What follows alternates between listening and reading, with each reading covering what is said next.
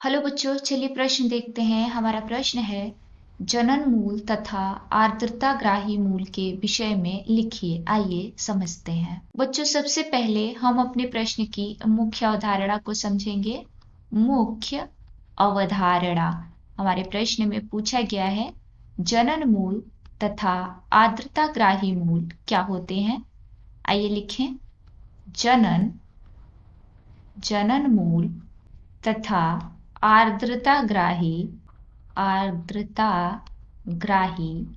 मूल के बारे में हमें बताना है। आइए समझते हैं। बच्चों, सबसे पहले आइए लिखते हैं जनन मूल।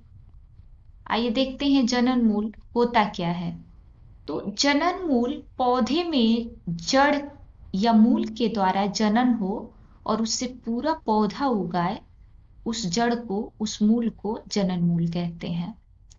पौधे में क्या हो, पौधे में जड़ के द्वारा, जड़ या मूल के द्वारा, मूल के द्वारा जनन हो और क्या हो बच्चों, और उससे क्या हो, पूरा पौधा उग आए, पूरा पौधा उग आए। ऐसे जनन को हम कायिक जनन कहते हैं। क्या कहते हैं? कायिक जनन। और ऐसे मूल को हम जनन मूल कहते हैं। उदाहरण, जनन मूल का उदाहरण कौन से पौधे में देखने को मिलता है?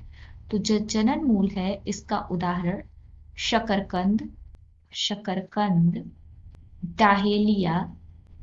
डाहेलिया इत्यादि के पौधे में देखने को मिलता है। आइए अब देखते हैं आर्द्रता मूल किसे कहते हैं। आर्द्रता मूल किसे कहते हैं? ऐसे मूल या ऐसी जड़ें जो वायु से नमी लेती हों, जो कहां से नमी लेती हों?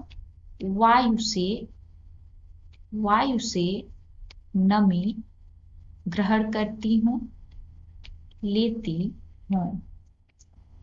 ऐसे पौधे जिनकी जड़ें वायु से नमी लेते हैं, वो कहाँ उगते हैं? वो दूसरे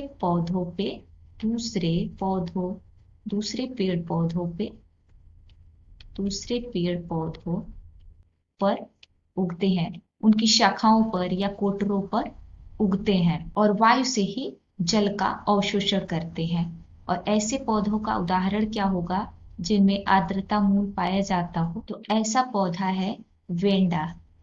वेंडा एक ऐसा पौधा है जिसमें आर्द्रता मूल पाया जाता है। तो उम्मीद है आपको प्रश्न समझ में आ गया होगा। धन्यवाद।